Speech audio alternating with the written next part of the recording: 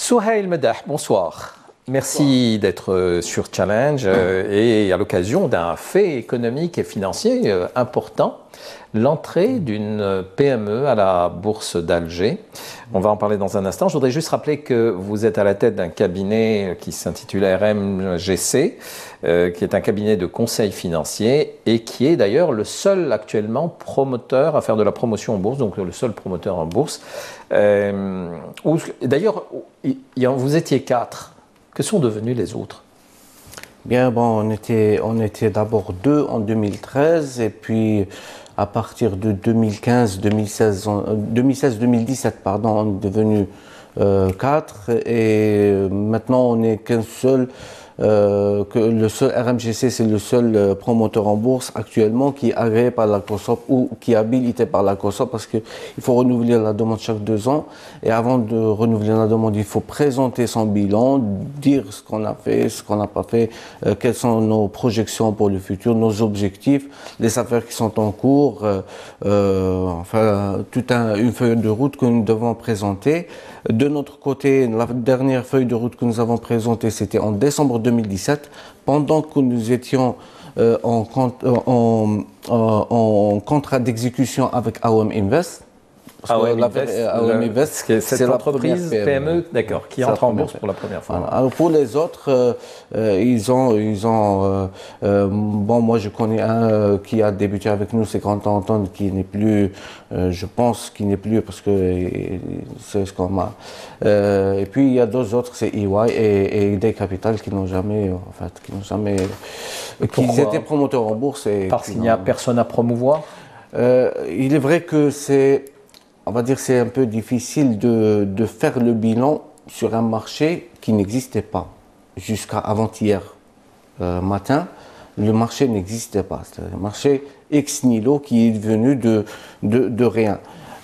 Donc, pour notre cas, par exemple, nous avons commencé les opérations de vulgarisation, les accompagnements avec la SGBV qui a fait un très grand travail avec M. La SGBV qui est la bourse d'Alger, à sa tête M. Yadid Boulmouhoub, parce que on a fait on a fourni de très grands efforts ensemble, que ce soit toute l'équipe de la SGBV dans cette matière.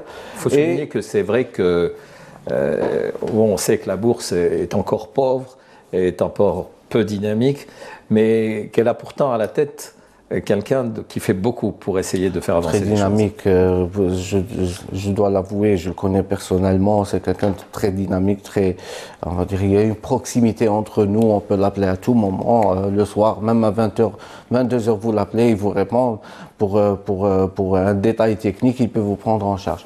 Donc on a fait de l'excellent travail, il y a même toute une équipe derrière lui, très très dynamique, vous avez tout le staff qui est avec lui, ils ont fait de l'excellent travail, nous les avons accompagnés. Ils veulent faire du bon boulot, mais il y a un désert autour d'eux. Oui, là on revient à la réalité du marché, à la réalité de tout l'écosystème. Parce que je vous ai dit maintenant, je viens de citer notre expérience en matière de vulgarisation. Nous avons pratiquement fait tout le nord algérien pour ces campagnes de vulgarisation avec la bourse d'Alger. La première PME qui est venue, c'était une PME de l'Ouest, qui est basée à Ouar. Il y a même une deuxième qui est en cours maintenant. Laquelle et dans quelle activité? Elle est dans l'activité de l'exploitation et la transformation agricole. En fait, elle a un processus, elle veut s'investir dans un processus en amont et en aval. Bon, j'ai l'autorisation de principe du client. D'habitude, moi, je ne communique pas assez tôt sur ces affaires-là, mais vu que nous avons déjà entamé notre planning, notre deadline et planning d'exécution, il s'agit d'une société qui est basée ici à Alger, qui vient d'avoir sa nouvelle dénomination qui s'appelle ALG.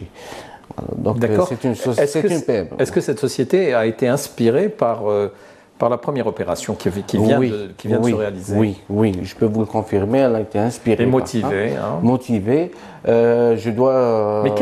Alors justement, parlons de cette société, AOM Invest.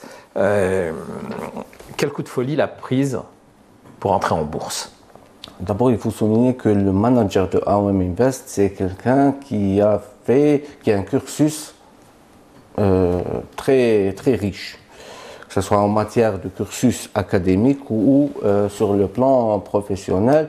Et lui-même était donc versé à un moment donné, il était versé dans le conseil. Donc il connaît un petit peu tous les fondements de la macroéconomie, les fondements de la finance, les fondements de la diversification financière. Vous savez qu'en finance, il n'y a pas que le crédit classique, il y a le capital risque, il y a le marché boursier, il y a le capital transmission, il y a plusieurs types de formes de financement et d'accompagnement. L'investisseur doit savoir qu'une entreprise, à partir du moment où vous créez une société, c'est une personne à part. C'est une personne morale qui a sa propre personnalité, ses propres comptes, ses propres obligations, droits, limites, etc. Donc, d'abord, il faut souligner que le manager était c'est-à-dire, il avait cette culture large. Et puis, on a commencé ensemble, même AOM, c'est une société qui est dans le cadre d'un partenariat public-privé. Parce qu'il y a un trésor public qui est déjà associé, qui était déjà associé dans cette société. Donc l'esprit de l'association, il a toujours existé chez AOM.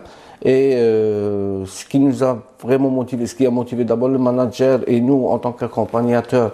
Quelle est l'activité exacte d'AOM Invest? AOM Invest, elle a trois phases d'activité. C'est une activité générale, mais qui passe en trois phases. Pour les opérations de la société, elle peut donc passer d'une phase dans une autre ou exécuter l'une ou l'autre. C'est une société qui est d'abord spécialisée dans les études des projets touristiques. En matière d'études, elle peut donc intervenir dans les études macro, les études de destination touristique, comment créer la destination. Ici, on n'a pas de destination. Tout le monde parle de la politique de mobiliser des fonds et de construire des hôtels, mais personne ne parle de l'aspect environnemental, l'aspect humain, l'aspect comportement des individus, l'aspect urbain, l'aspect sécuritaire. Vous savez, un étranger, quand il vient, le premier qu'il remarque, c'est votre steward et votre hôtesse de l'air. C'est pas... donc la société AOM exerce dans ce type de conseils et d'études. Elle exerce aussi dans c'est-à-dire deuxième phase, c'est le développement des projets touristiques. Que ce soit en participation, elle pourra le faire.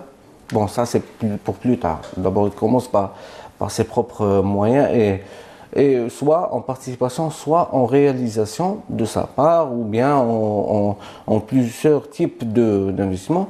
Et vous avez la troisième phase, c'est l'exploitation touristique, c'est-à-dire elle peut exploiter ses propres structures comme elle peut exploiter d'autres, parce que dans sa perspective, d'abord AOM ne veut pas rester dans le marché PME, ce n'est pas ça l'intérêt. D'ailleurs, n'importe quelle PME ne passe pas par le marché pour rester dans le marché PME, mais pour passer au marché principal. Et AOM également veut développer sa propre chaîne hôtelière, d'où la notion exploitation élargie. D'où vient son expertise, si elle existe, dans ce domaine-là? Et puis pourquoi des opérateurs publics se sont alliés à cet opérateur privé? Parce que ça reste un mystère pour moi. Et pour vous d'autres. Oui, c'est parce que je reviens au fondement du projet lui-même. Je reviens au statut du premier responsable de cette société qui Quel est son nom? C'est M. Hicham Attar, pardon. C'est M. Hicham Attar qui est le président du conseil d'administration de cette société. C'est un jeune homme. C'est un jeune homme, il a moins de 40 ans. Cette dynamique, cet engagement, cette mobilisation qui s'est élargie via d'abord il faut juste rappeler que les actionnaires actuels de AOM Invest sont la BNA pour le compte du Trésor public, Il y a Alliance Assurance, qui est une société privée cotée en bourse, et c'est la première société cotée en bourse privée et aussi la première société cotée en bourse à avoir donné son accord pour introduire, enfin participer dans le capital d'AOM Invest. Il y a Al Jazeera Istithmar qui est un fonds d'investissement public, et vous avez l'ANDT, l'Agence nationale de développement touristique, qui est un actionnaire stratégique aussi public. Donc vous voyez un petit peu dans. Alors pourquoi tout ce beau monde a choisi d'aller avec M. Attar? Parce que c'est pas commun ce type d'alliance. Oui, exactement.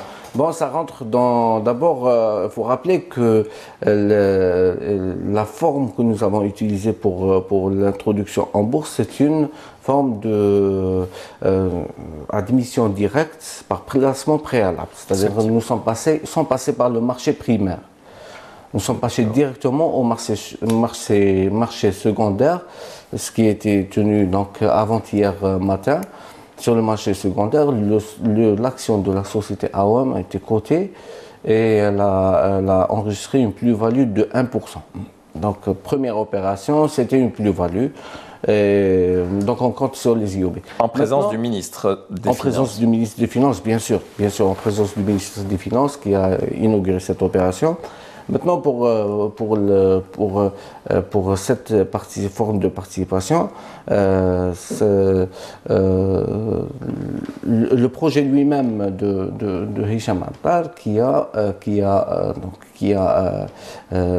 intéressé tous les intervenants, que ce soit la BNA, parce qu'il y avait un fonds de wilaya en premier lieu qui était actionnaire ou associé dans la SARL avant, et qui est devenu actionnaire dans la SPA, que ce soit pour Alliance Assurance qui s'est intéressé, parce qu'Alliance Assurance même, et je salue au passage M. Hassan Khalifati, vraiment, qui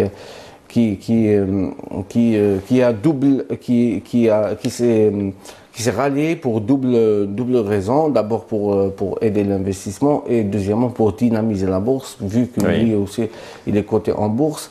Alliance Assurance a tout de suite allié avec le projet parce qu'elle a vu que le projet il est très viable, rentable. Donc, en matière de business model et de business plan, les indicateurs étaient très prometteurs. Pour l'ANDT, vu que l'ANDT est l'acteur majeur principal public qui définit donc le plan exécutoire de la politique générale sur l'ensemble de l'État, donc elle a besoin d'un opérateur qui soit dynamique, qui soit un opérateur ayant une expertise, parce que AOM Invest en même temps elle a des conventions avec deux institutions, donc c'est le CED et le SNED. Le CED et le SNED pour le deuxième j'ai à confirmer, pour mettre en place plusieurs types de politiques touristiques d'une façon macro. Et vous avez Jazeera Investissement qui est un fonds d'investissement qui d'habitude, dans sa vocation, dans sa mission, participe dans les opérations d'investissement, généralement des PME aussi. Alors tout ceci est à saluer parce que qui dit entrer en bourse dit faire preuve de beaucoup de transparence et cela c'est intéressant, et de voir des alliances comme ça autour d'entreprises qui sont déjà présentes en bourse. Tout ceci a de quoi ravir normalement. Tout le monde est content, tout le monde est satisfait, je suppose. La bourse est contente d'avoir une PME qui rentre. Les PME doivent regarder maintenant peut-être plus attentivement comment va se comporter ce type. Est-ce que ce type d'alliance peut se reproduire, ou est-ce que ce type d'alliance a été selon vous instillé, permis pour justement donner l'exemplarité uniquement? Non. Ou c'est juste parce que c'est un beau projet et avec un bel effort de conviction, d'argumentation de la part de M. Attar et de son équipe. Vous savez, le marché PME, il existe depuis 2012. Nous avons entamé l'opération, la première réunion informelle que nous avons tenue avec le client, c'était en avril 2015. Nous avons entamé notre première opération avec l'IOB, qui est Telmarket, il faut le rappeler, parce que c'est lui qui a fait le gros travail pour le financement. Telmarket, s'est tenue le 27 juillet 2015. La première, c'est-à-dire c'est le point de départ de cette opération. Et on est en 2018 parce qu'il y avait une stratégie interne qui a fait que on était sur des agendas, des concomitants. Donc il ne faut pas y voir de la bureaucratie. Là, ce que je voulais souligner, c'est que au niveau de la COSOB, la commission de l'autorité de régulation, ce n'est pas très facile de faire passer une notice. C'est-à-dire, là, on ne facilite pas juste pour dire on a une PME. C'est que réellement, le travail était fait, il était bien vérifié, les services techniques de la COSOB l'ont très bien fait. Ils ont ajourné une fois la notice, mais la deuxième fois elle est passée. Le président de la COSOB, bien sûr, toute l'équipe de la COSOB à leur tête, le président de la COSOB, qui nous ont bien orientés, parce que la COSOB ne refuse jamais un dossier, elle ajourne la décision et elle oriente le candidat. Cette entreprise a indiqué se faire accompagner aussi en termes de consulting par une société canadienne, Sage, c'est bien ça? Oui, Sage, pardon, oui, Sage, c'est pas Snell, oui. D'accord. Sage, oui. Et qui apportera quoi, cette entreprise? Quel type de conseils? Oui, justement, c'est en matière de projet d'études. Hein. C'est pour la première phase, le premier volet. Pour les études, ces sociétés apportent leurs expertises parce qu'on n'a pas une expertise très... Sur quoi travaille actuellement AOM Invest? Quels sont ses projets, par exemple en termes d'exploitation, pour être plus concret? Oui. Actuellement, il faut rappeler que c'est une PME. AOM Invest, c'est une PME.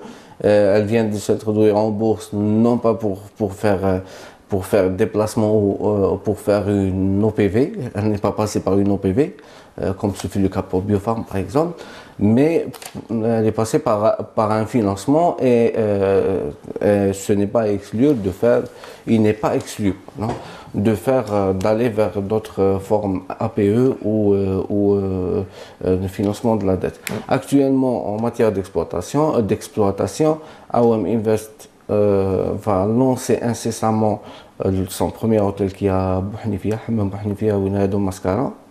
Le siège il est à Oran, mais le premier projet il est là-bas, plus les quelques dossiers d'études qu'elle vient d'entamer avec des opérateurs divers. D'accord. Donc c'est ça. Et la prochaine étape boursière, c'est quoi? La prochaine étape, on est en phase étude maintenant pour d'autres structures d'investissement. Et une fois qu'on va arrêter non, je ne parle pas de votre cabinet, je parle d'AOM Invest. Oui, d'AOM Invest. Oui. Moi, quand je parle au nom d'AOM Invest, il y a d'autres structures qui sont projetées, qui sont en phase étude, en phase approche. Une fois que nous allons déterminer un petit peu tous les aspects d'architecture, de financement, de business plan, de besoins, des formes de levée de fonds, de mobilisation seront prévues. Ça n'exclut pas aussi que AOM peut faire appel aussi au marché classique du crédit. Très bien. Eh bien, bravo. En tout cas, ça s'annonce bien pour votre cabinet de promoteur en bourse, puisque vous êtes actuellement le seul et vous venez de passer une première étape qui est très importante. Donc, bravo. D'introduire la première PME, oui. Exact. Souheil Meddah, merci encore une fois d'avoir fait le déplacement et je vous dis à très bientôt et bonne suite à AOM Invest et à RMGC. Merci. Voilà, mesdames et messieurs, je vous remercie de votre attention et je vous dis à vendredi prochain.